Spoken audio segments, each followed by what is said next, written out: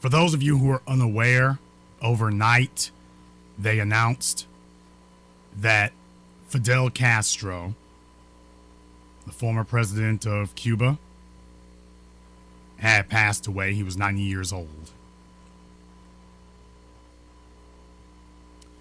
Fidel Castro's life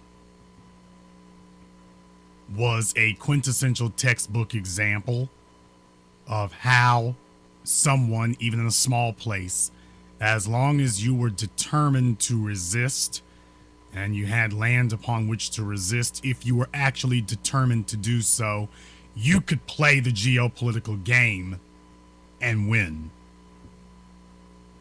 Didn't need multi-million-dollar think tanks, didn't need huge endowments.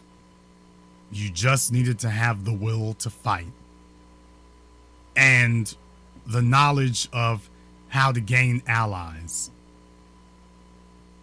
And that was what Fidel Castro did. This was a man who, when I was a little child, they were still talking about Cuba was gonna fall. They were still talking about that. They were still talking about how Cuba was going to collapse. There was going to be revolution. Oh, it was never going to last. This was since I was a child. They were not going to let that go. Ever.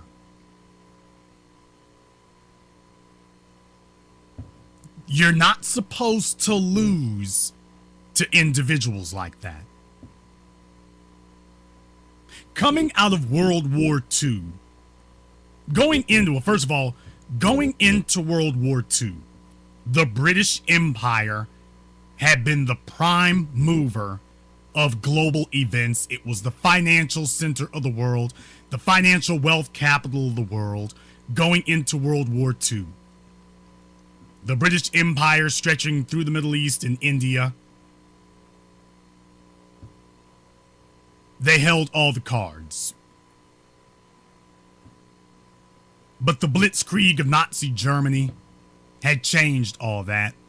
And when it was over, Franklin Roosevelt and his friends had maneuvered so that the United States started taking over that position. The British Empire began ceding its holdings. And when it was over, the U.S. was the prime mover of global events, but there was one problem. Because America had not really kept up its end of the bargain after World War II, Stalin and the Soviets basically decided to strike it on their own. That was when America all of a sudden says that communism is the new enemy.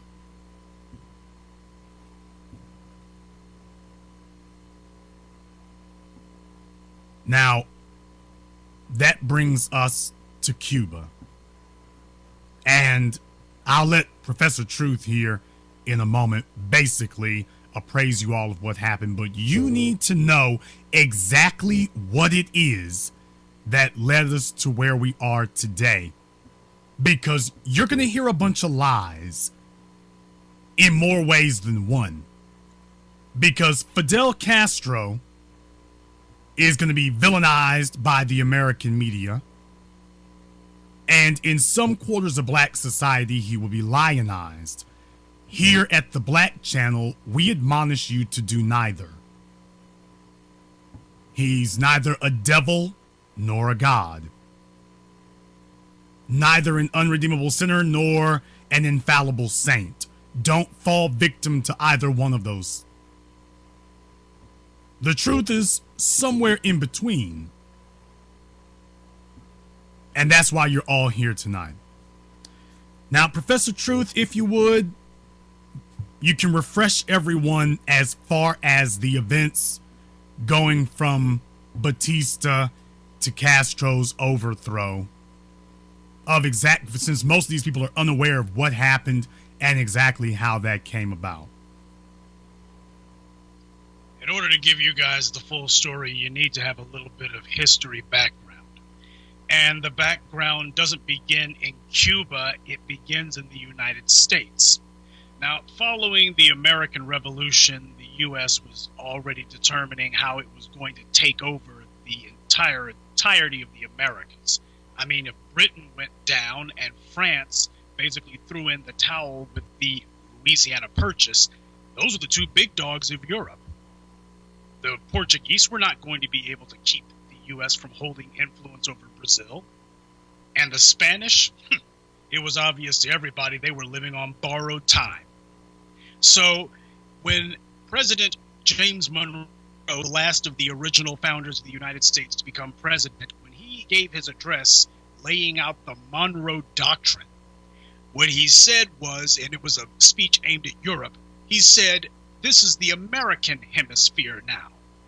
And what we say goes, and more importantly than that, we require that the European powers respect the fact that the United States is in charge over here. You can be in charge over in Europe, over in Africa, over in Asia, in Australia, but here in the Americas, when you guys show up in this neighborhood, you better show some respect because we're in charge here.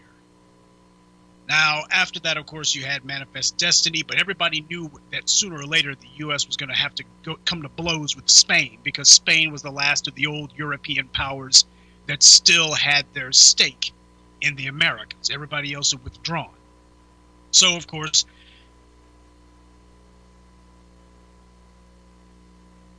got the former Spanish colony of the Philippines. The U.S. had it formerly as a colony.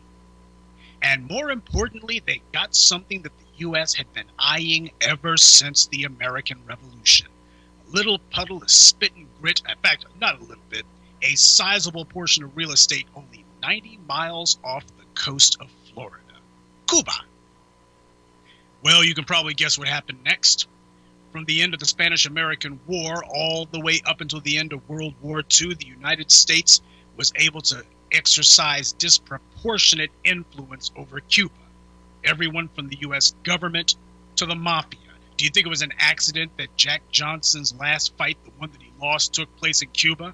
You think that's some sort of coincidence? So the good old boys, along with their Spanish-speaking wannabes, had a nice thing going. And this brought us to a little chump named Fulgencio Batista. Now, Batista was your typical Spanish chump. He wasn't really a white man, though he desperately wished that he was.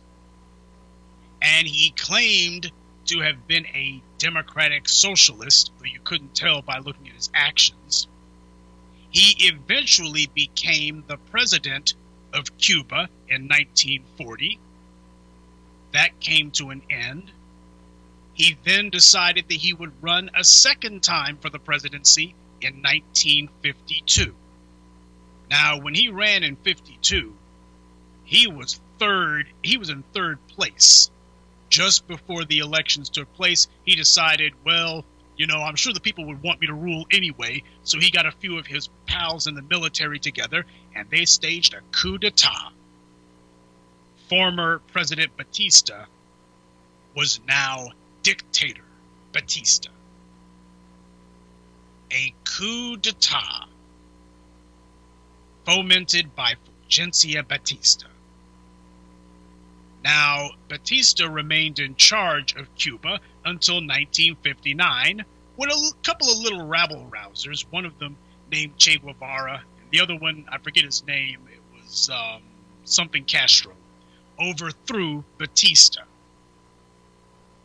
Interestingly enough, the United States didn't have a problem with Fulgencio Batista as dictator. And Fulgencio Batista didn't have a problem with coup d'etats just as long as he was the one doing the overthrowing.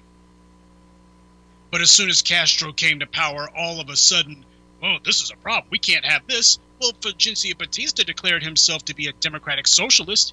Yeah, but Castro says that he's a communist. Like there's a dime's bit of difference. As you might have guessed, the only difference was that the U.S. was able to have its way with Fulgencio Batista, and Fidel Castro made no such promises. That's the way the game has always gone. The United States prefers dictators in other countries because that guarantees that you don't have to worry about the people ever deciding that they're going to elect somebody who will disagree with your policies. You just go ahead and put some strong man in there. You go ahead and put in somebody like Sadat. You go ahead and put in somebody like heck, Fulgencio Batista. Let them run the boards. And then, as if there's no tomorrow, as soon as these guys get overthrown, oh, we can't have that. Now, this is the picture that Cuba has been stuck with for the following 50 plus years. And a lot of those good Cuban exiles who left the country because they were so sure that things would fall apart without them, this is where Spanish America's race problem really came into full view, because the majority of those people who fled Cuba, they were the lighter-skinned Cubans. And the majority of Cubans are mulattoes and black, which in Cuba is a distinction without a difference.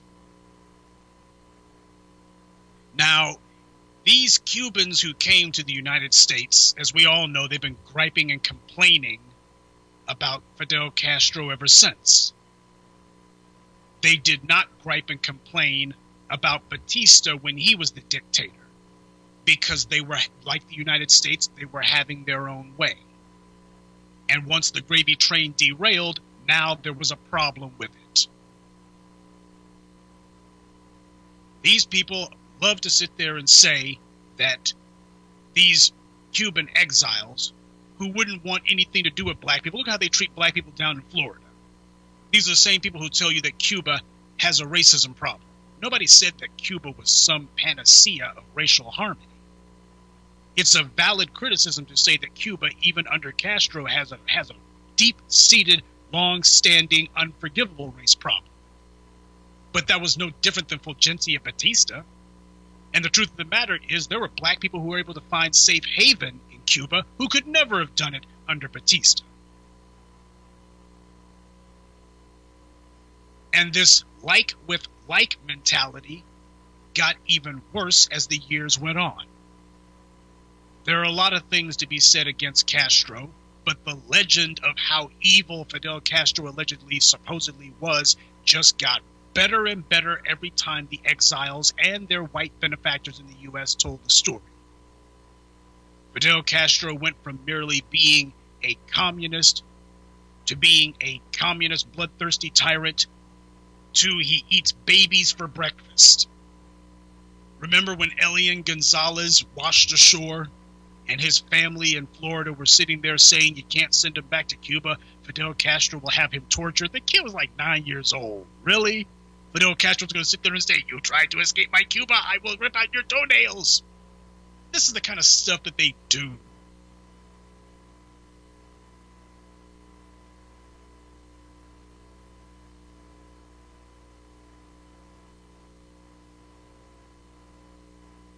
Barack Obama's policy toward Cuba is no different than any other president's. It ain't about that. It comes down to the thing that in America it's always come down to, and that is preserving the extended racial hierarchy. Latin America signed on to it. Fidel Castro, not quite so much. And you know these good old boys up here, they don't like any bricks to be taken away from that wall. As far as they're concerned, the edifice of white supremacy must be perfect. When I say perfect, I don't mean divine or sublime, though they certainly see it as such. By perfect, I mean it must be complete. There can't be any chinks in the armor, no cracks in the wall. So that's the reason why we've been treated to 50 plus years of Fidel Castro is the devil, and he's coming to get us, and a million other things, most of it being utter absurdities. Told by people who were mad that they lost the war, their side lost. Well, you know, when you sit here and decide that you're going to stage a coup, like they did with the Bay of Pigs, ain't nothing wrong with the coup, by the way. so long as you win. But if you don't win, you have to accept the fact that there are going to be some consequences. And they didn't want to accept the consequences. And this might be going a little bit in the weeds, but let's go 5 fathoms deep with this whole colorism thing in Latin America, because Cuba is not the only place where the U.S. liked to back those who were going to maintain the racial hierarchy. You see it all over Latin America. Like, for instance, down in Brazil, Prime Minister Dilma got successfully impeached. And the rhetoric that was going on behind the scenes and often openly, they were sitting there saying the problem with Brazil's president is she thinks a little bit too highly and keeps company a little too often with the dark-skinned people. The president before Dilma, a man who I actually think very well of, President Lula, he was the one who said that the 2008 economic crash was directly the responsibility of, and I love the way he put it, people with blonde hair and blue eyes. Now, you know that went over like a fart in church down in Latin America, where they buy peroxide by the gallon. And next thing you know, Lula's hand-picked successor, Dilma, who sits here and starts making some changes that are not advantageous to the white elite necessarily, not even big changes, small ones. Next thing you know, she gets investigated for quote-unquote corruption. As soon as the corruption charges were proven to be false and dismissed, next thing you know, the opposition party in the Brazilian Congress immediately decides we need to have her impeached. And the reason why was she made it clear, you tried to have me, racked up on charges. Maybe you need to be investigated for corruption. Turned out, though, the difference was she actually had a case. And they said, we better get her out of here now before she puts us in leg irons. But I think by far the most disgusting example that I can think of in recent years of the out-of-control colorism that typifies Latin America has to be Venezuela. When Hugo Chavez was in charge, and I do not call Hugo Chavez a saint, but he was a breath of fresh air compared to his predecessors, he was actually democratically elected. When he got in there, you had the quote-unquote white Venezuelans. Up here, they'd be olive-skinned. They were sitting there saying such cute things as, well, what do you expect from a Zambo? Zambo being a Spanish equivalent of Sambo. Now, what the definition of Zambo is supposed to be any person who is the child of a black parent and a mestizo parent. That's a Zambo. That's what they were saying about the president of their own country. Think about that next time some of these good, lighter-skinned mestizos try to tell you that there's no racism in Latin America, or it ain't as bad as all that. Do you know what these lighter-skinned mestizos did when Chavez took power and he started deciding that he was going to nationalize the country's resources so that they wouldn't be given away wholesale, and took the money and started building hospitals and said we need schools instead of sitting here trying to build vacation homes for the rich? They sat there and decided to stage a coup d'etat. And there's a documentary that was done by an Irish group, an Irish TV station that was in Venezuela at the time. You can still see it on YouTube, by the way. They were there when the coup went down. Chavez is taken away to an island, ostensibly to await execution. U.S. ambassador there was like, well, it's a good day for Cuba. We understand. Next thing you know, the people were in the streets. The Cuban military, and I couldn't help but notice, a number of those Cuban military men were black. And I ain't talking about, freaking Dwayne Johnson black. I mean black like Richard Pryor black. These were undeniably black men, and here they were barking out orders. And they went and got helicopters and got Chavez out of there. You think it was an accident that Chavez was sitting here talking to the people of Harlem, saying that he fully realized that the people of Latin America were essentially the children of the Africans and the Native Americans? He fully was willing to admit that, yeah, we got black blood. We may not necessarily be sticking out our chest about it, but we admit to it. This irritated the hell out of the white Venezuelans who, tragically, Chavez did not wage war on. After the coup, his main goal was basically, I guess, staying alive. We'll see how that worked out.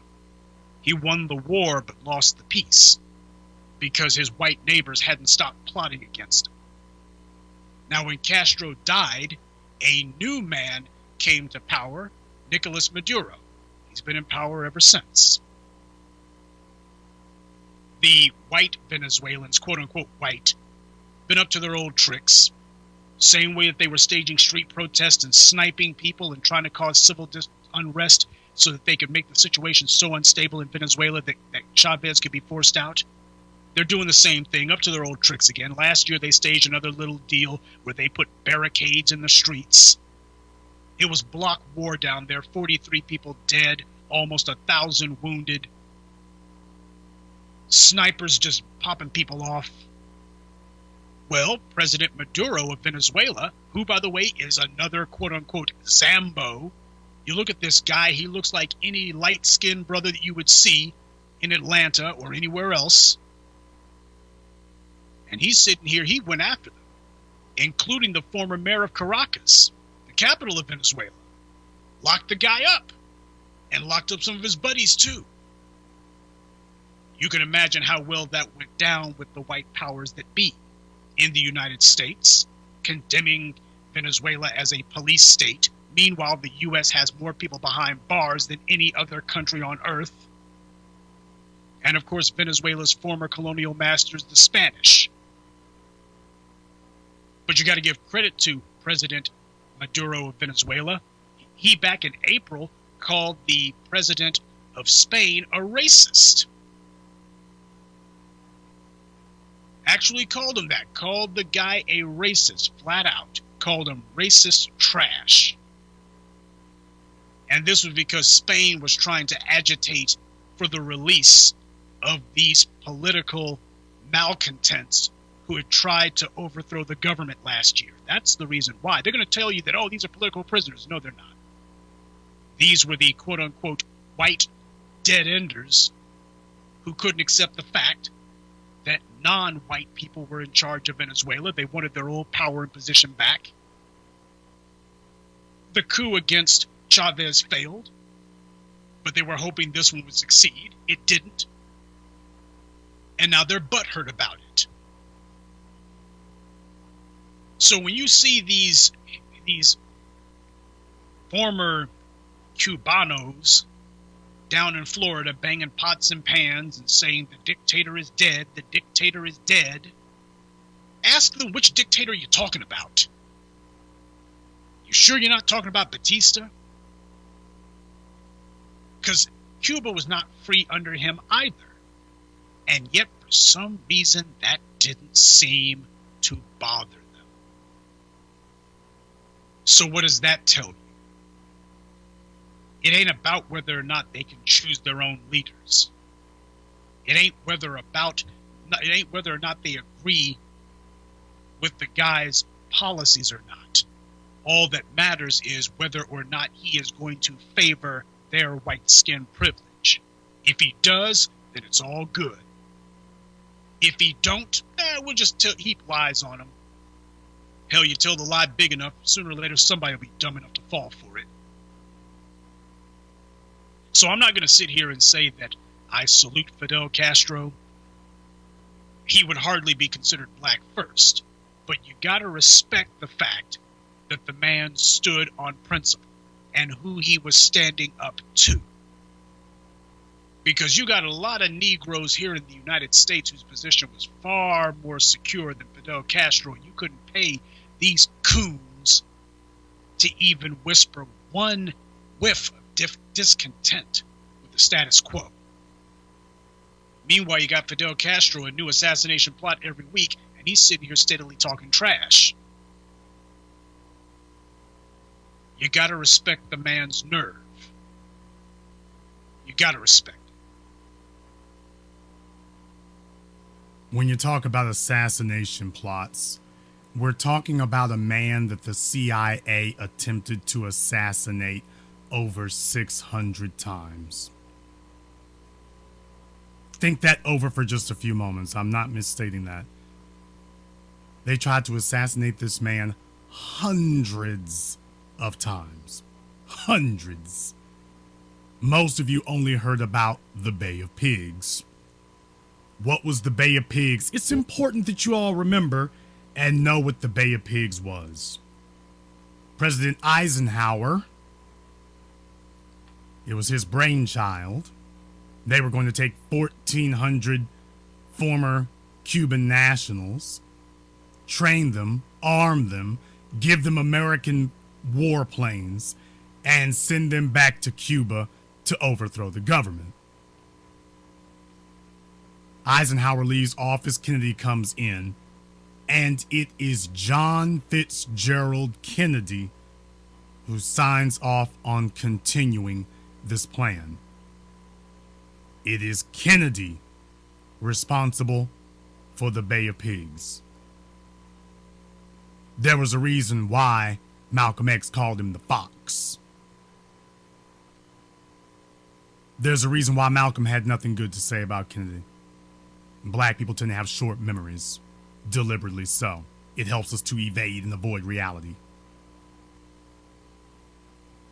1,400 Cuban nationals go down there, but Castro intercepts the plan and is ready for them when they get there. One of the local radio stations that they had been able to find or jam down there was broadcasting them as they were hitting the shores. The planes dropping people off in the wrong spot, so the forces are already divided up. Castro immediately swoops in, swats everybody. Kills 100 or so, takes the rest of them prisoner. That was the Bay of Pigs. Now, let's discuss a lie. Because if you live in the United States, that means you live in a cesspool of lies, and most of you, unfortunately, your parents really have a step and fetch it mindset, and you're just gonna have to say, hey, they're my mom and they're my dad, but they a coon. You have to just accept the reality. Because a person that does not want to know is as bad as a person who knows and is lying to you. There is no distinction between the two. They're both equally as bad. You will hear this lie that Fidel Castro pushed the world to the brink of nuclear war. That's a damn lie. Fidel Castro had no nuclear weapons. How is he going to push the world to any damn thing? Fidel Castro was the sovereign head of state of a country that had been invaded several times over by the United States and its racist, tyrannical imperial forces. Fidel Castro struck up an alliance with the Soviet Union. Now, what you all have to know is that when Fidel Castro took over, after he booted out Batista, exiled or executed Batista's supporters, and those are all those old men you see down there in Miami. They've gotten older and older, them and their children, down there boo-hooing and singing the blues because they chose the wrong horse. And what they're really upset over is they can't go back. They're really upset at the fact that they are men and women without a country. They just got dropped off in the United States. Cuba is the only thing that they know, and they've lost everything. That's what happens in war when you choose the bad guy's side. You usually end up losing everything. That's the way it goes. Be that as it may,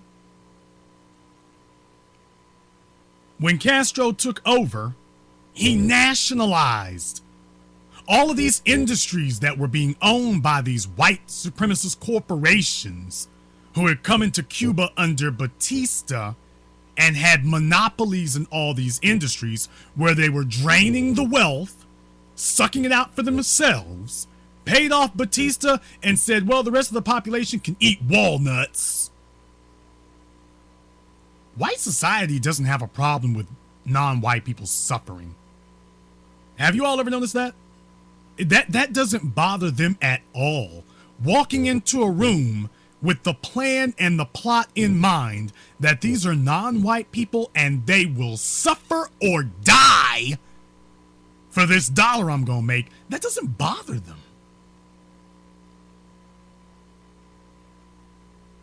Welcome to Richard Spencer's Planet Earth, where tormenting and killing people doesn't bother you, where having a conscience is seen as an impediment.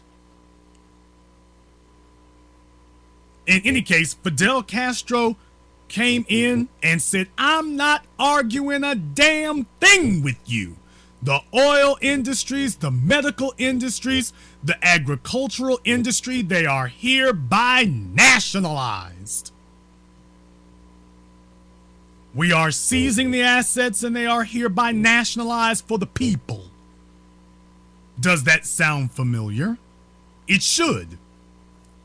That was exactly what Mohammad Mossadegh did in Iran. Which, by the way, if you take a look at the history of Iran, it runs almost directly parallel to Cuba. A puppet dictator controlled by the United States who gave sweetheart deals to the white corporations and white governments to rape the land and the people of their resources and to leave them impoverished. Mossadegh comes in and they're like, well, okay, maybe we'll ease up some, but you need to negotiate with us over these assets. You need to negotiate that. Mossadegh went to the United Nations and showed them where the British were giving Iran, they had promised, basically for every dollar they were supposed to pay, they were giving 10 cents. For every dollar they were supposed to give Iran, they were basically giving around 10 cents.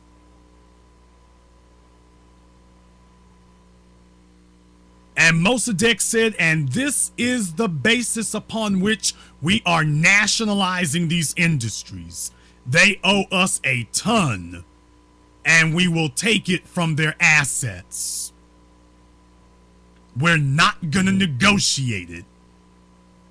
The folks who put people in chains for hundreds of years all of a sudden were crying foul. Mossadegh didn't negotiate. He took the assets and nationalized them. Fidel Castro did not negotiate. He took the assets and nationalized them. Now, one of the main cash crops of Cuba was sugar. The United States went for the jugular. When they put into place their economic embargo, they specifically strapped on sugar. So Fidel made an alliance with Russia. In order to keep the Cuban economy from collapsing, Russia agreed to have Cuba be their chief source of sugar. The United States lost its ability to financially strangle to death Cuba, but they damn sure tried.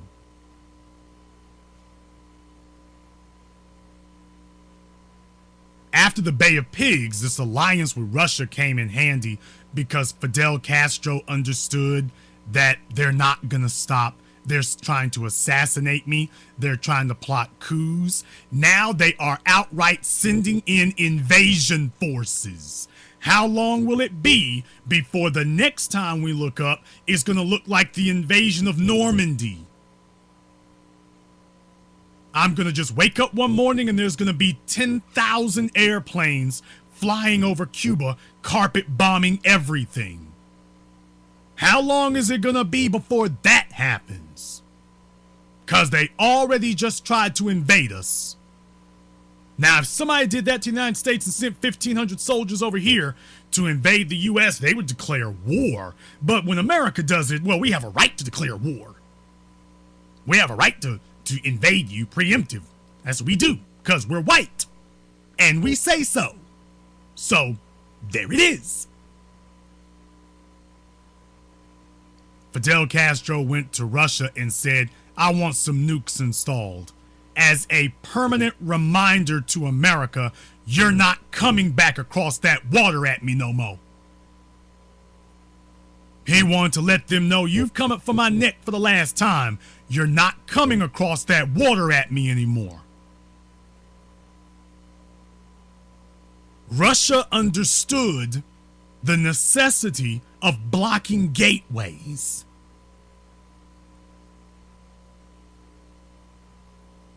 Poland, so-called Warsaw, that was the gateway through which Germany had twice attempted to invade Russia in World War I and World War II.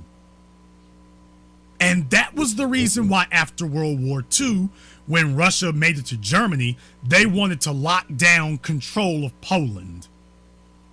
The Germans had done that twice, using Poland as a gateway to invade Russia. Russia wanted control of Poland to stop the damn invasions by Germany. Not because they were trying to spread communism. Not because they were trying to take over Europe, but because that was the bridge through which Germany had twice attacked Russia. Russia had never attacked Germany like that. They came at them twice.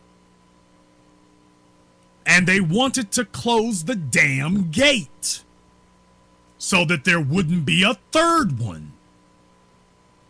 Because in 20 years' time, they had been invaded twice. Fidel Castro had initiated zero hostilities toward the United States. Can anyone tell us what Fidel Castro did to provoke the United States to attack him this many times? You can say whatever you want to about what he did to people in Cuba. What the hell's that got to do with America sending soldiers over there to attack him? And they sent American soldiers too, by the way. In case for those of you who don't know. Show me the invasion force or the attackers that Fidel Castro sent to America. Oh, wait a minute. There are none. So unless you're just a white supremacist or a white supremacist flunky who just believes in the divine right of white people to attack other people, then you know that this is garbage. So he wanted nukes so he could close that gate. How do you run a society when you are constantly at threat of invasion by this mammoth imperial warmongering military force? How do you do that? He wanted some nuclear weapons so that he could run his society without that threat hanging overhead. And the Soviets said we can do. And that was what, it was Kennedy who said, no, you can't allow that. And it was Kennedy who created the Cuban Missile Crisis. They should call it the Kennedy Missile Crisis. You all have to watch how they label things. Race riots. Why do you not call them white hate riots? Why don't they call them white riots? Because that's what they were. The Cuban Missile Crisis is the Kennedy Missile Crisis. They find the victim and say it's the victim's fault. Malcolm has told you that forever. They know full damn well Castro didn't do anything there. Call it the Cuban Missile Crisis. It's a missile crisis because of Cuba. While Fidel never got the nuclear missiles that he wanted, it was made very clear to him, you're gonna stop fooling with Cuba. They will take it there with you. By having the Soviet Union as an ally in the Western Hemisphere, a legitimate ally, we can take it there with you if we want to. That was a master chess move. In Africa, you have so many buck dancing, bowing down coons that could simply never happen. Do you know what you got running around in Florida today in Miami? Those Cubans down there, those are the Tony Montana Cubans. Oh, I'm about to hurt a lot of niggas' feelings right now. I got to do it. I've got to do it. Those are a bunch of Tony Montana Cubans running around in Miami today. They made it to America. They want a little money, a little drink, and they trying to get a white girl. Am I saying too much? I think I am. I think I'm saying too much. Because you can take a look at what they do when they get here. I ain't telling you what I think, I'm telling you what I know. You can see it for yourself. Fidel Castro wasn't chasing white women like that. You couldn't Tony Montana him. That's what made him dangerous to them. There's not that Tony Montana element. In Africa, we got a bunch of coon-ass puppets sitting up here wanting some drink in one hand and trying to chase a white woman in the other. A bunch of coon-ass wannabe Tony Montanas. Neither succeeding at being a boss nor a player, by the way. They are straight pathetic.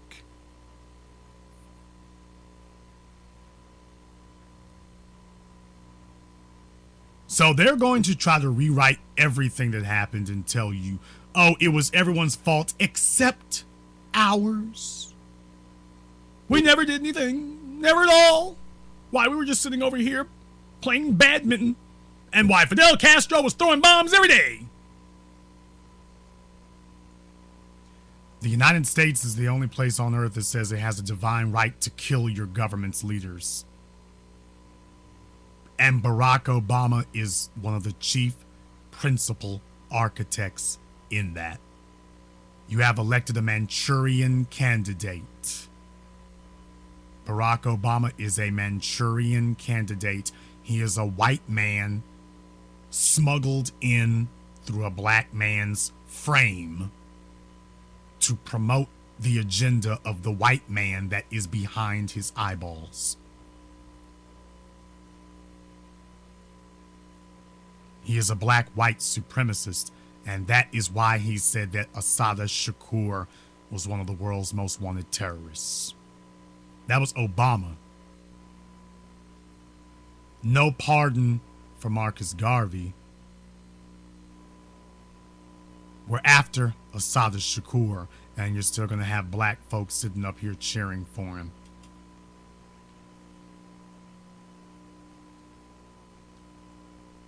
Assata Shakur was granted sanctuary by Fidel Castro. It was Barack Obama who said bring her in dead or alive. That is Barack Obama's legacy. It is also Fidel Castro's legacy as well. It's easy to do the right thing when everyone in the world is doing it too. That's easy. It is hard as hell to do the right thing when people are talking about blowing your damn brains out. It's hard to do the right thing under those circumstances. That's hard. It's easy to side with black revolutionaries when in 2016. That's easy. But back at the height of Kennedy and Hoover and LBJ's power, you're doing it? Man, that's hard. That's hard as hell. Wasn't nobody else lined up to do that. Now, I'm not going to talk about Angola. Not going to talk about South Africa. I'll leave that to other people. I'm talking about the things that we touch on directly here. Because there's a powerful lesson for we as black people to learn. The first thing that we learned is that the United States, after decades of promising that it could win, that it could never lose, a little nation 90 miles off the coast of Florida broke the will of the United States to continue fighting. Barack Obama says it was normalizing relations. It was not normalizing a damn thing. It was conceding defeat. That you hit Cuba for decades and they were never going to fall. That they're not going anywhere. So you better change your position on them because they're not going to change anything. And look what happened.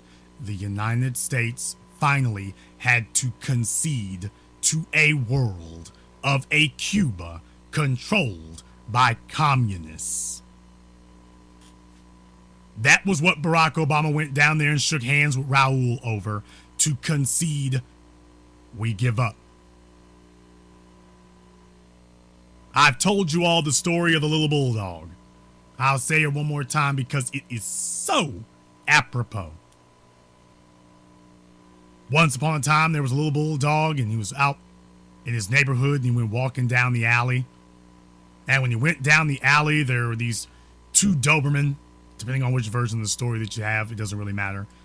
The little bulldog encounters the two Doberman, and the two Doberman pounce on him for coming down their alley. They beat the little dog up, they maul him unmercifully. He winds up limping away. The Doberman basically give each other a high five. Yeah, we showed him.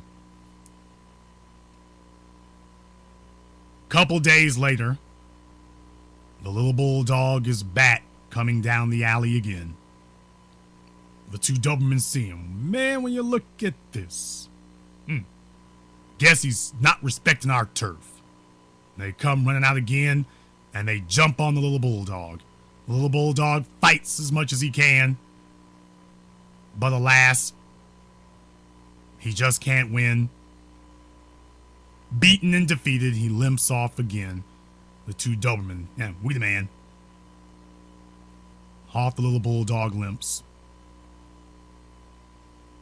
The next day, the little bulldog is back again. The two Dobermen are saying, man, this cat just don't learn, does he? They jump on the little bulldog, beat him unmercifully. He fights and scraps as hard as he can. And finally, the little bulldog has to limp off, beaten again. And this is the way it was every day. Every morning the sun would come up.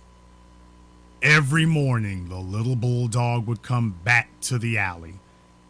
And every day he would fight with every scrap in him against the two Doberman when they jumped on him. And every day they would eventually beat him, and he'd have to limp off. And that was the way it was every day. Every day. And eventually, it became like clockwork. You knew that when the sun came up, the little bulldog was going to be coming with it, determined to walk down that alley. Eventually, the two Doberman grew to regret every morning. They grew anxious every morning because they knew that every day when the sun came up, that little bulldog would be back again to fight. And that was exactly what would happen. And pretty soon they began to become very despondent about it, because they knew every day was going to be a fight. One day, the sun comes up, and the little bulldog comes walking down the alley. And when he gets to where the Doberman are, there's just a simple sign that reads, "We quit."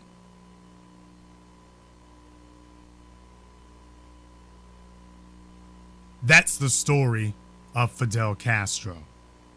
He was not big enough to win. He was not strong enough to win. But he was strong enough to stand. And it is his character that allowed him to do that.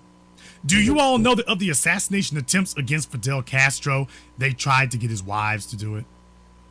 Wives, girlfriends, anybody who could get close to him. They tried to recruit them to kill him. Some actually tried.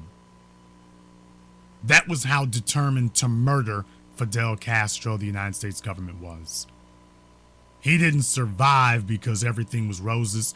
They were after him every day of his life. And the fact that he's died now, to many of us, is suspicious. Even at the age of 90, it is suspicious. But there is a lesson in this for all of us. First of all, the idea that you have to be a coward, that you just have to be a coward in the face of white supremacy. You have to lose all your scruples and all of your principles, and you've got to become a whore, or you've got to become a coon, or you just got to start buck dancing or whatever because they show up. The idea that you must do that, that was disproven.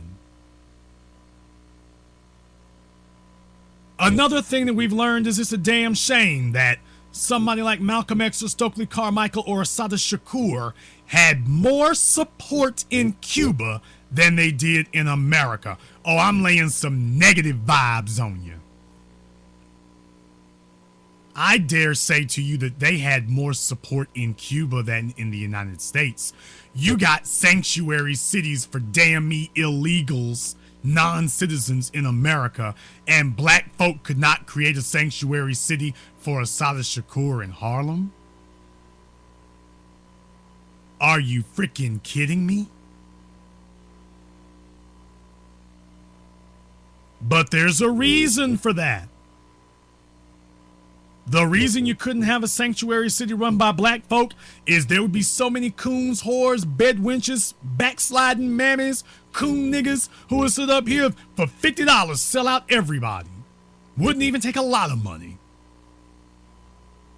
This nigga sell everybody out for a case of beer. I know exactly where she hiding that, boss. She right over there.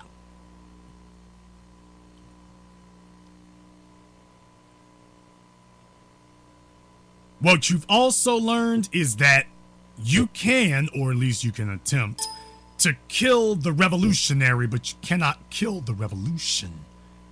Fidel Castro did not remain in power as long as he did by a damn fluke. He remained in power because he had the support of the people. And you exiles in Miami don't have to like it, but it's the damn truth. That's why you couldn't move him.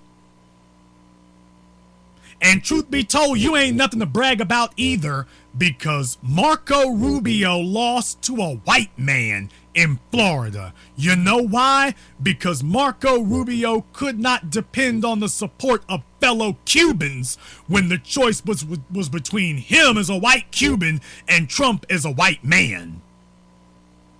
Marco Rubio could not depend on his fellow Cubans when that was the choice. And I told you all back in February that that was going to happen when everybody and their mama was doubting me, and I told you not that it might, but that it was going to happen. Why? Because I have been to Florida many times, talked to many black folk who got people in their family like that, like Melissa. I've talked to many of them. Folk from Cuba and Puerto Rico and the Dominican Republic, looking as white as they can be, damn sure not or not looking Caucasian, but tell you that they're white.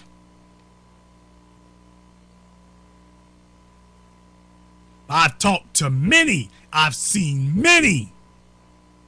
And I'm sitting here telling you, you all have no idea what's going on down there. Now when you saw it, it was like, I don't believe it.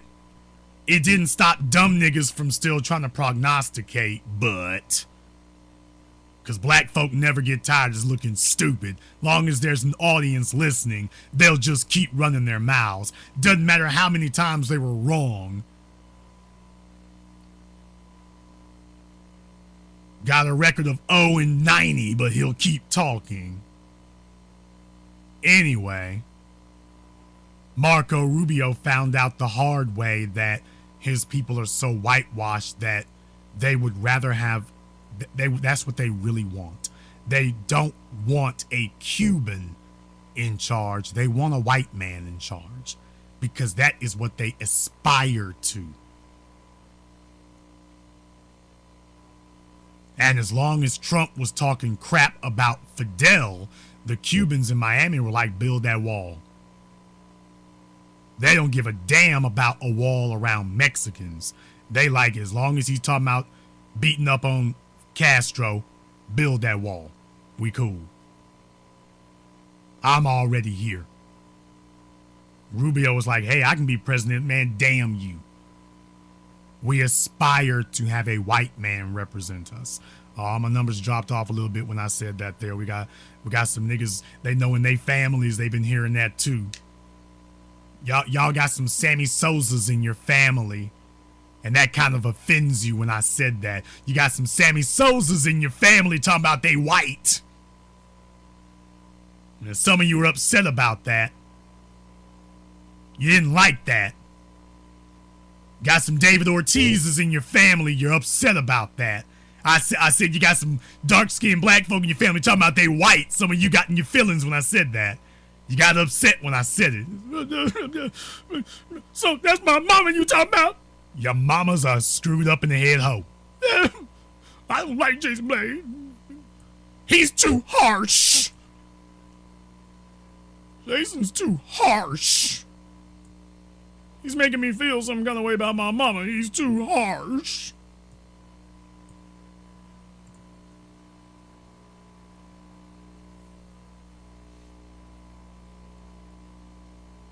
As black people, there is a lot we could have learned from this situation. The last thing that I think we could learn here is that we should not lionize non-black people. I acknowledge Fidel Castro for his accomplishments. I admire him for what he's done. I admire him for that. However, what I will not do, I am not going to, we as black people have to stop falling for the Gandhi trap. There should not be a statue of Mohandas Gandhi sitting in front of the King Memorial. It shouldn't be there. We should not be looking to non-African people to lionize them. Give credit where credit is due, but do not place them next to our icons. We have legitimate icons. Fidel Castro broke bread with Malcolm X, but Malcolm X was the icon in that picture, not Fidel Castro. I meant every word I just said.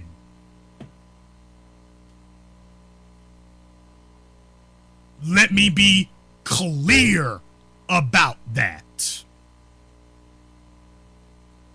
Fidel Castro broke bread with Malcolm X, but Malcolm was the icon. When you look at that photograph, Malcolm's the icon here. You're the head of state. Malcolm is the icon. Fidel broke bread with Stokely Carmichael. Stokely is the icon that we as Africans look to. Fidel, you the head of state. On this issue, you cool, but you're the head of state. You got some other issues that you are rancorous on.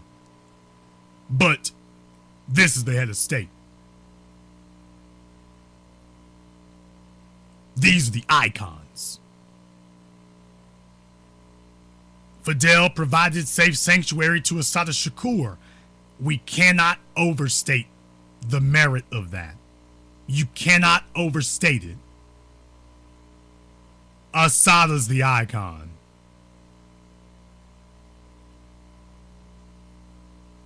With some caveats. When it comes to the Panthers or anybody else with Fidel, understand we already have icons. You give Fidel credit where credit is due, but we got icons already. We don't need to erect any more statues. Not of anybody else. We need to give our due to the icons we already got. Black folk want to jump up and down about this and whatnot. Dr. Ben dies, and Negroes barely give a peep outside of our circles. We've already got our icons. We need to start lionizing them. So I do not want this to degenerate into a Mahatma Gandhi situation where black folk are sitting up here lionizing a non-black person. give them credit where credit is due, recognize that there were some hideous problems as well, but that will keep you from falling prey to hideous problems in other people in the future. When you start from a black first perspective, it ends that way.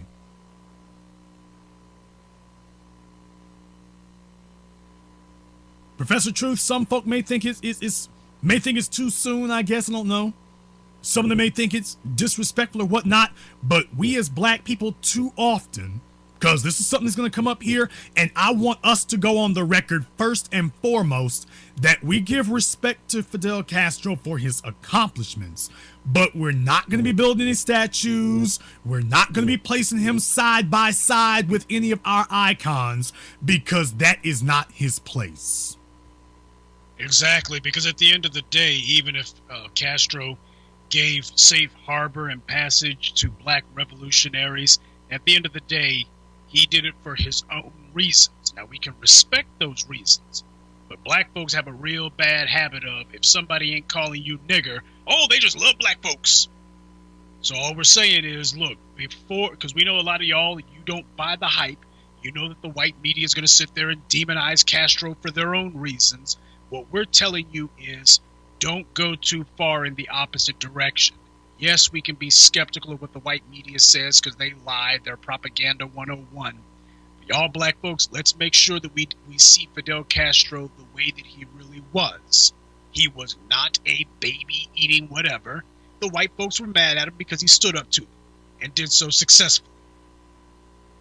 Yes, the man is a revolutionary, but let's make sure we put the asterisk, but he's not one of ours. Shake hands with the man, but don't be sitting here going, yep, this our hero.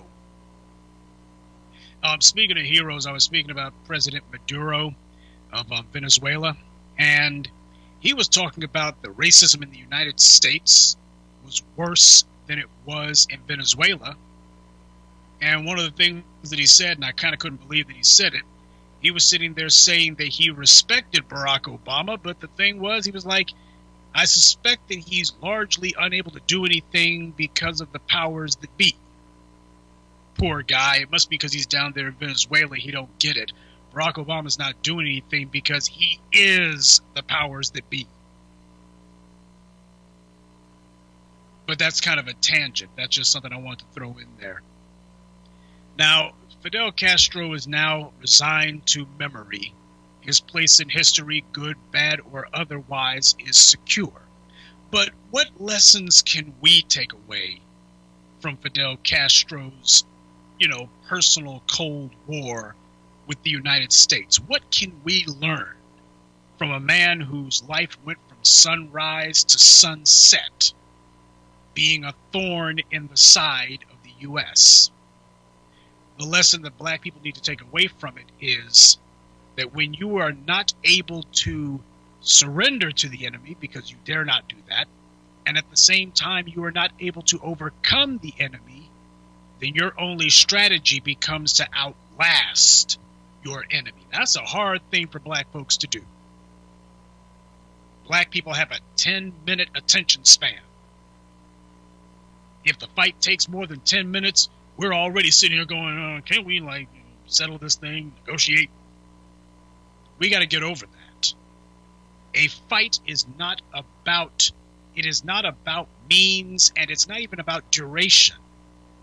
It is about result. Palestinians sitting there telling the Israelis, we will fight you for 100 years, 500 years, 10,000 years, however long it takes. And you know that the Israelis are taking them seriously because the Israelis are sitting here going, we got to drive these guys out. This is going to be a war without end. Black people need to learn that kind of resolve. That once we lock onto a goal, once we lock onto an enemy, God dang it, we're sinking our teeth in. And like the little bulldog in the alley who went against the Dobermans, it's going to be on every moan. Simple as that. Because some of y'all were saying, just in passing, some of the comment section were saying that Little Bulldog, what he was doing was the definition of insanity, and that's wrong. Insanity is doing the same thing, hoping for a different result. For the Little Bulldog, when he walked into that alley every day to get it on with those Dobermen who were trying to intimidate him, that was the result. That's what he wanted. He wasn't looking for victory. He was looking to show them, I can't beat you, but God dang it, every morning I'm taking out some of this pent-up frustration against you. That's the kind of mentality you gotta have. And stop sitting here looking for some one-punch knockout. World don't work like that. Let me touch on that for just a moment, Professor Truth.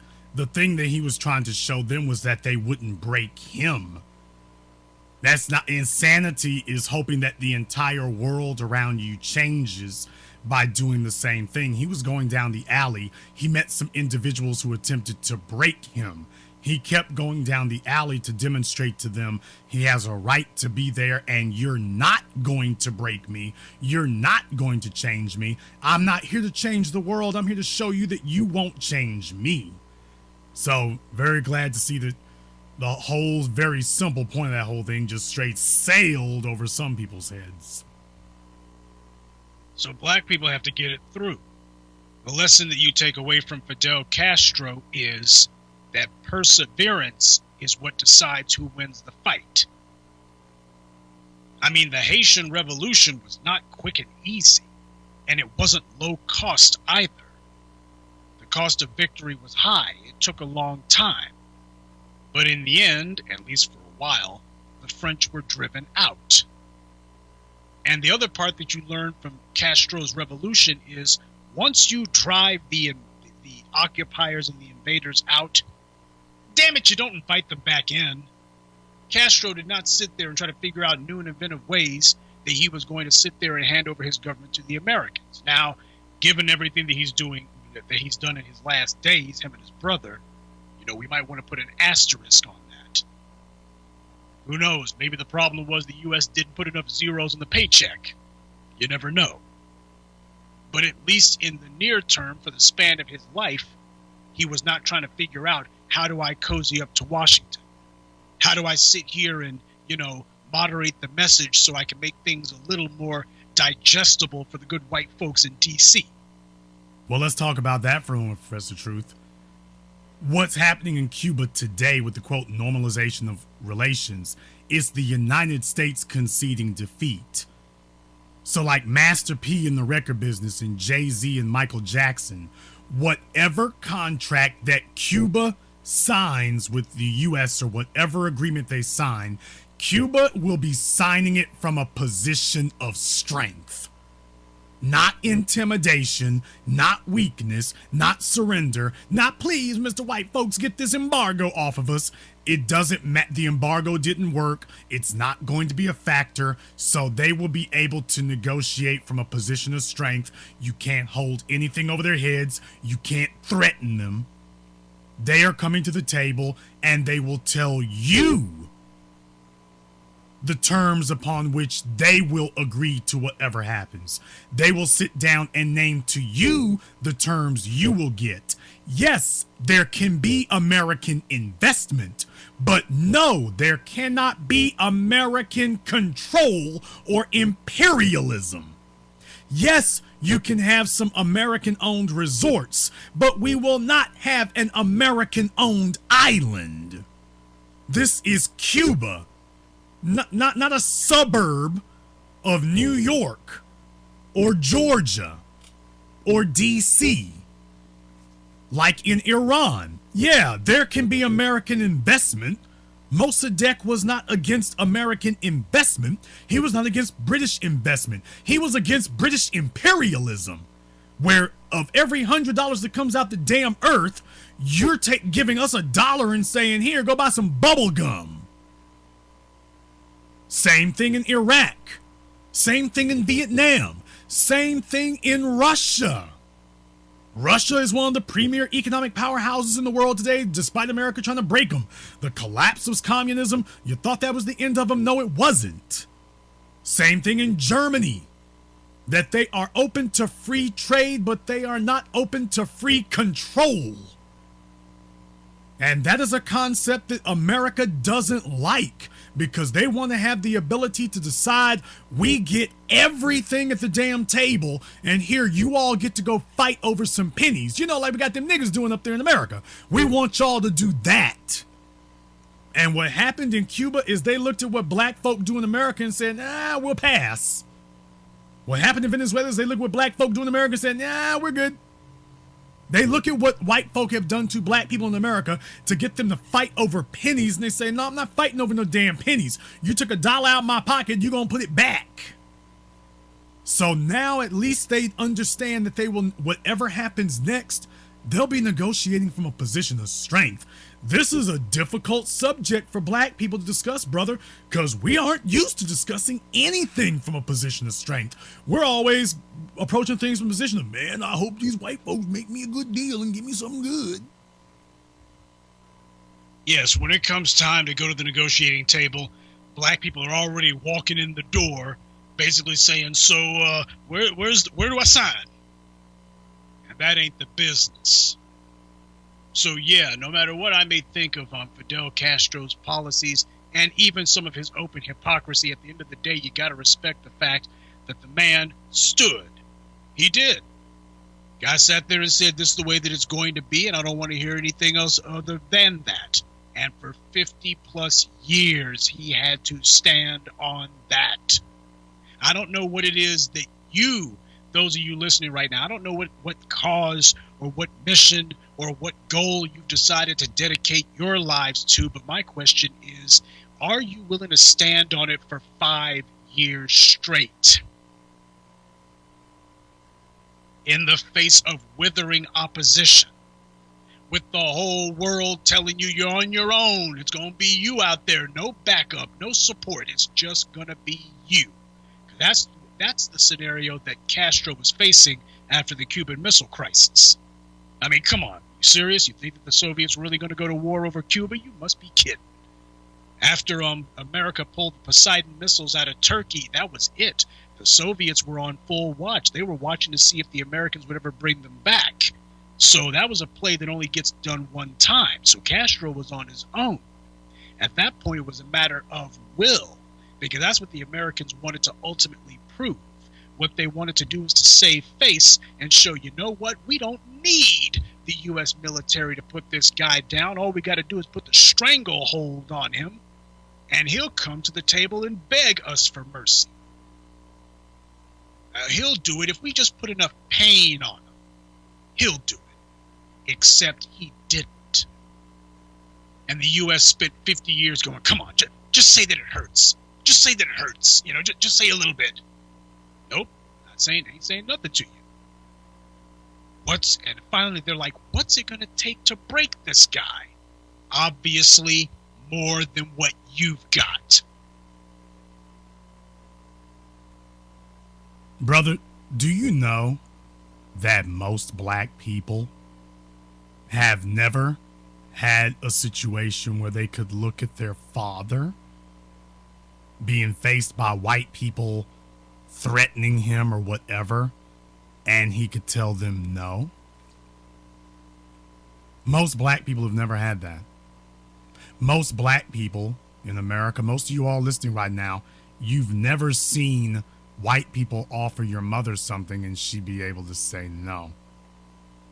Hell, most of you watch them crank out kids hoping they can get some crumbs flicked off the table from white society. You've never been able to see black people that you could look at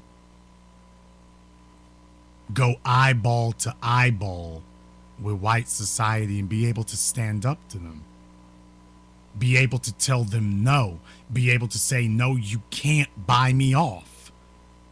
Most of you have never been able to do that. You've never seen it. You don't know what it looks like. You can hear me say the words. You can hear me say the sentence, but you don't know what it looks like. So when we talk about business ownership and entrepreneurship, these are foreign words to you because you've never seen a black person put together something where if white people come around, you can say, "No, I'm good." I didn't say get your job from white folk, and if another white job comes along or threatens you, you say, "I'm good." No, it's where you can tell the white society as a whole, "No, I'm all right." Where you've got a bunch of white generators of capital and you have a black one and they can't move you. Most of you have never seen that. Hell, most of you have not seen black homeowners who can be in a neighborhood and the white folks wish you would move, but they can't move you. So when their home value goes up, yours goes up. And you know the neighbors wish your black asses would leave, but they're hoping that somebody in the house loses a job or something. Let us make you this here offer. You're not used to a situation where your people can say no. You're used to a situation where you're just waiting for everybody in your family to whore themselves out and get bought off at some point. The final thing I want to cover here tonight in the lessons of Fidel Castro is that dissension is cancer.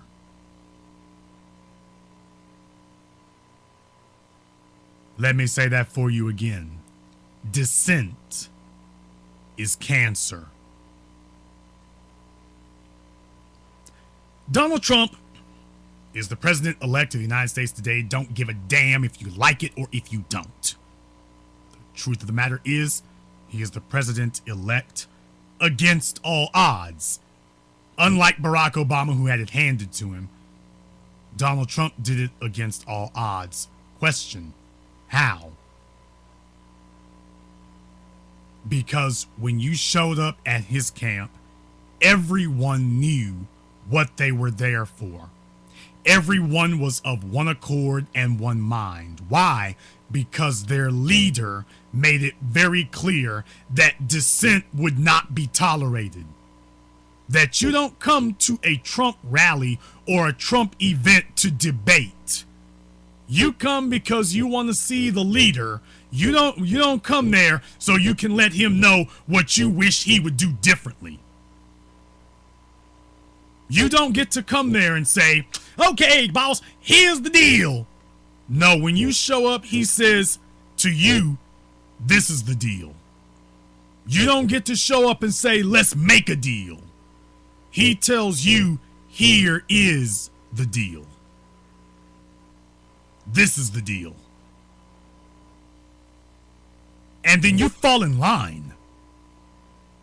That is how things get done. In black society, practically nothing gets done. You know why? Because everyone's got their own agenda. So one person, whereas a house should get built in 30 days, with black folk involved, it takes 30 years. Because you're dependent upon the efforts of one, at most two people.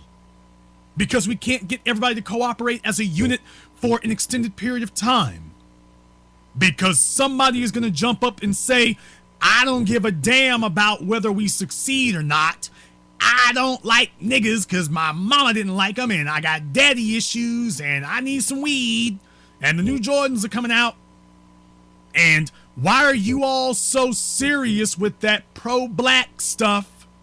And can my white girlfriend come along? And what about us gays?" That's dissent. And dissent is the enemy. Dissent is a disease. Dissent is a cancer. You absolutely cannot tolerate it or harbor it.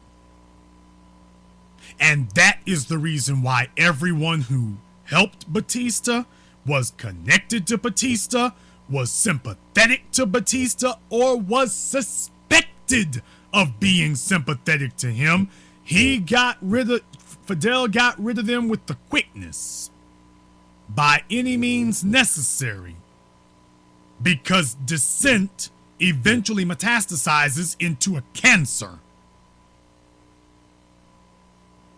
In black society, we can't even write down what the damn agenda's gonna be because everybody's got their own damn agenda. We say, some of us say we gotta stop white supremacy, others say white supremacy ain't the problem. Why you all need to, that black society is the problem. The Lee Daniels and the Gay Lives Matter group, we don't need to worry about police brutality. We need to worry about black folk not accepting my boyfriend. The problem is black society don't accept that I'm gay.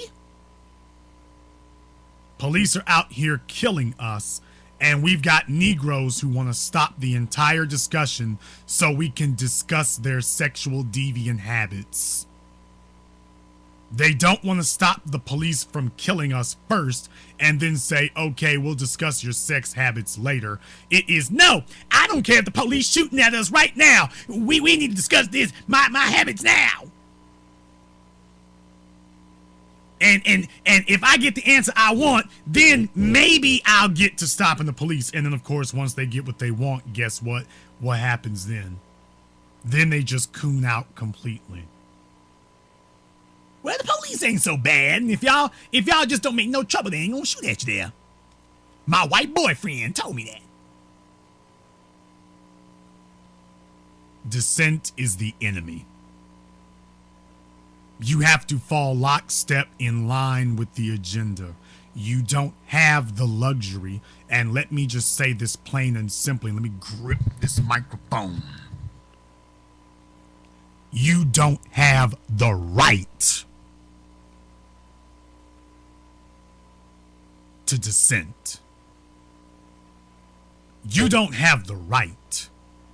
When people are dying, when people are being murdered, when we have state-sanctioned murders of children, you don't have the right to dissent anymore. You don't have the right to question us. You are a traitor trying to get us detoured off into some irrelevant crap. You don't have the right to dissent when people are killing us. Dissent is the enemy. Individuals saying, let me stand up and argue, that's the enemy. The individuals who say, well, we don't have to be on the same page, I'm doing me over here, that's the enemy. And any person who is tolerant of that, that's the enemy. Fidel Castro survived as long as he did because he did not harbor dissent. He didn't allow it. He stopped the newspapers. He repressed journalists. He stopped dissent. He removed his enemies. That's called governance. I had one clown try to be slick about it.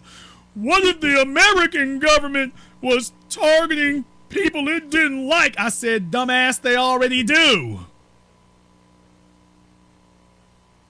You don't have to ask if they would. They already do. They've been doing it for 300 damn years.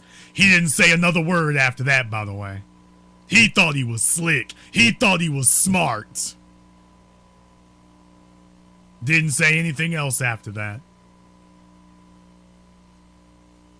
No, brothers and sisters, dissent is the enemy. Now, you need to be aware of something. Professor Truth clearing out dissent is messy. It's messy. It's untidy. It can be loud. It can be raucous.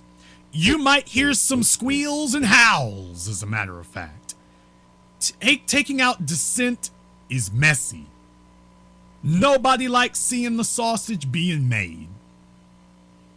But, brother, how in the world do you succeed when you have individuals dedicated to stopping you, dissenting, and arguing with you at every step? You know, when the United States was founded, the rebels had no problem identifying the Tories and letting them know you could either head north to Canada, where the British still have some sway, or you can get on the first thing smoking back east, but you ain't staying here. I told you guys in the last broadcast that when Adolf Hitler came to power, the very first thing he did was to institute the Night of the Long Knives. He purged certain members of the Nazis who he felt could be troublesome to him down the road. Fidel Castro, Saddam Hussein, the Israelis. You know, if you have any plans on being in charge long term, if you have any plans of setting yourself up to have a good leadership structure that's going to have far less opposition than you would like, then at some point you're going to have to ask, who's with me and who ain't? You have to give yourself a fresh start. So yeah, a large part of that's going to be identifying these people who argue for the sake of being argumentative. They always seem to have a better idea. They put off further action in favor of further debate. These kind of Negroes aren't taking us anywhere. Unfortunately, in black society, we coddle. We have a big tent on everything. And the only thing a big tent is good for is a circus. So yeah, you can say what you want about Castro. Just out of curiosity, was anybody saying anything about Batista? Because he did the same thing after his coup. Sat there lining people up, getting rid of them. People going to prison, disappearing. And nobody had a problem with it. So you can't pick and choose when you want to be morally indignant.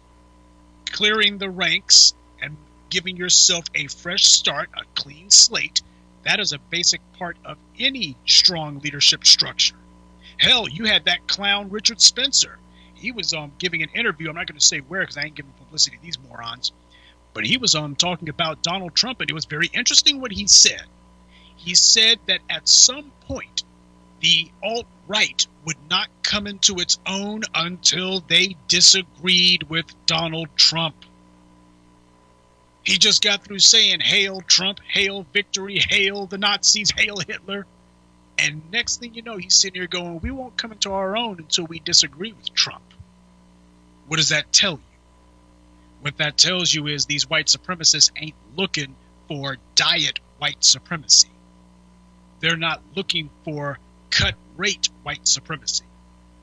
They're looking for industrial strength, family-sized white supremacy. And as far as they're concerned, on a long enough timeline, Trump may not be part of that. You know what? I can hate what these guys are doing. I can hate what they stand for. But you got to respect the fact that they're making it clear that they want to have absolute philosophical purity. They want it in its strongest, most potent form. They're not sitting here trying to figure out how do we water down the message, or better yet, how do we sit here and put so many qualifications on it so we can include every possible person under the sun who might even remotely agree with what we're saying. They're like, no, here's the mission statement. Here's the agenda. Either you're on the train or you're under the freaking wheels. I understand that. That's the reason why we here at Intelligent Black Society spend so long making it clear. We set a tone that, hey, this is what it is, and if you don't like it, carry your behind. We're not the place that you come to if you want somebody to sit there and wipe your nose and, you know, wipe your rear end and pat you on the fanny and tell you it's okay. Nah, forget about all that. We're past all that.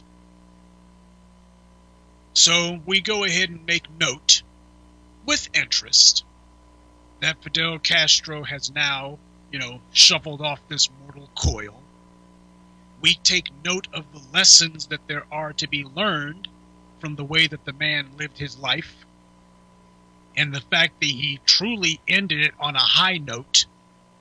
In the end, the young rabble-rouser in Havana eventually had the superpower come to him on his terms and ask, okay, what do you want?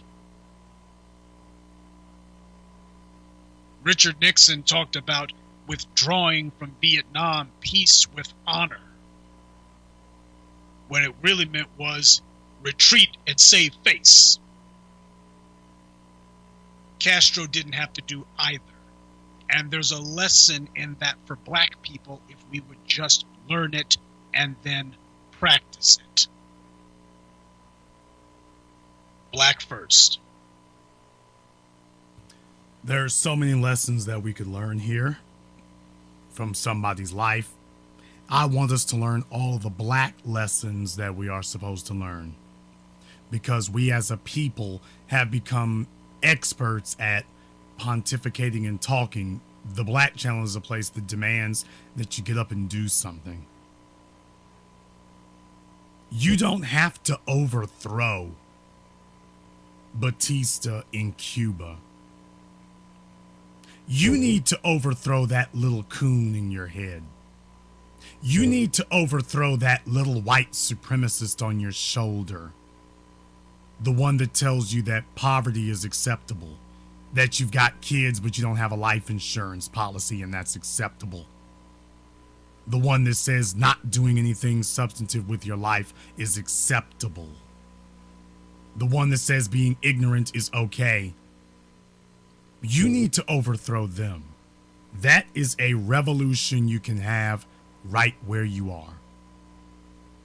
There is no reason why you shouldn't be the smartest person in the room wherever you are. You can do that. Doesn't require tanks, guns, thousands of troops, armament, hundreds of man hours. Doesn't require any of that. It just requires you to have the guts and the principles to do so. That's all it requires. So what do you say? Ready for the revolution?